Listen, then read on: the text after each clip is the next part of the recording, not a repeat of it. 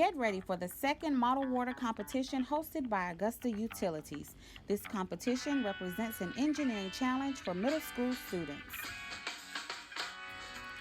The Model Water Tower competition introduces students to the water profession, which could lead them to any number of eventual fields within the water or wastewater industry. The event's mission statement is, "From today's youth come tomorrow's leaders. Let's lead some to the water profession." This competition is possible because of the collaborative efforts of two professional societies, the Georgia chapter of the American Water Works Association and the Georgia Association of Water Professionals. GAWWA boasts 1,200 professionals in Georgia, and GAWP boasts 4,000 members in the water and wastewater profession throughout the state of Georgia. This year's competition is being offered to the 7th grade students of Langford Middle School versus the 7th grade students at Tutt Middle School. The Model Water Tower competition offers many benefits to students, which include teamwork, critical thinking, the opportunity to learn about recycling and conservation, clean water and water-related issues, and the overall water profession. So get ready, Langford and Tutt. Your competition is scheduled for November 13th, 2019, with check-in beginning at 9:15. The competition will take place in the gymnasium of Langford Middle School. Students who participate will receive a free t-shirt, a certificate of participation, and enjoy a day of great competition and fun. But that's not where it stops. A greater incentive to participate is that you could win cash, and lots of it. Grand prize winners will receive the following.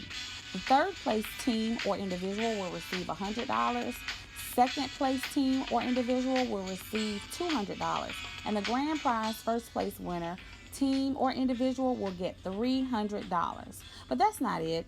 We'll also have gift certificates and gift cards available for those students whose towers win superlatives. So the rules are simple. Be a 7th grade middle school student at Tutt or Langford. Your towers must be designed and built by you, the students only. Coaching and advising can be by an adult, a teacher, or a parent. It's encouraged, but they can't build your towers. And then your teams can be up to 3 students, or you can participate individually. So let's talk about some of the rules associated with designing your towers.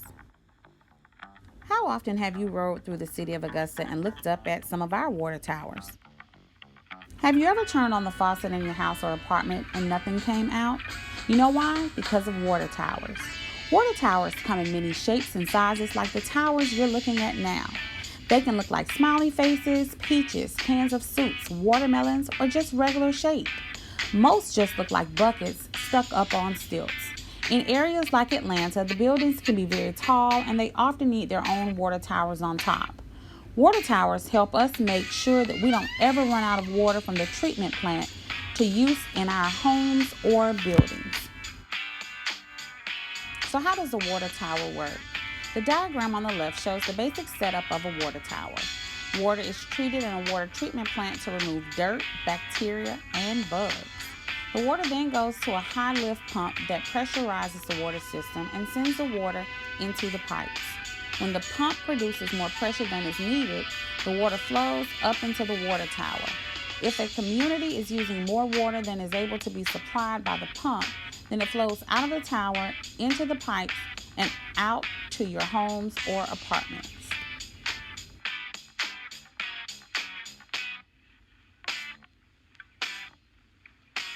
Towers will be judged by 4 categories. 1, design and materials ingenuity, which accounts for the creativity and thought put into the tower design. So be as creative as you want.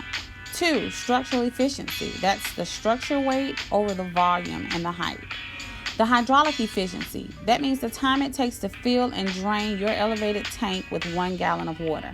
So we're going to pump your tank with 1 gallon, time it, and then drain that same 1 gallon out and time it as well. And then the cost efficiency. Here's the thing. We really don't want you to spend a whole lot of money making your towers. We want you to find everyday items laying around your house, the school, or in the trash can. The idea is to spend as less money as possible to build a tank. All right, so what does your tank need? What does your tower need? So you've got a tank base, then you have the height of your tank and the volume of your tank.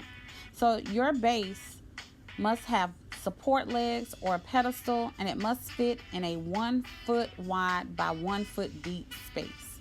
Your tank height must be 1.5 feet minimum from the base to the tank bottom, and then 2.5 maximum from the base to the tank top. Now your volume, how much water is your tank gonna hold? Must hold a minimum of 1 gallon of water, but no more than 2.5 gallons of water.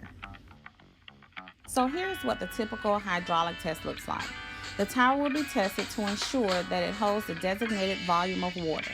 In addition, the time to fill and drain the tank are both measured and scored.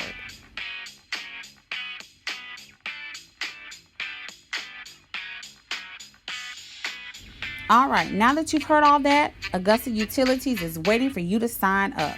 Let's take a look at last year's competition at Langford. Here are our first place winners. This is our second place winner. And our third place winners. We had a great day last year, and we hope that we'll see some of you all this year. So now let's take a look at some towers from some other competitions throughout Georgia.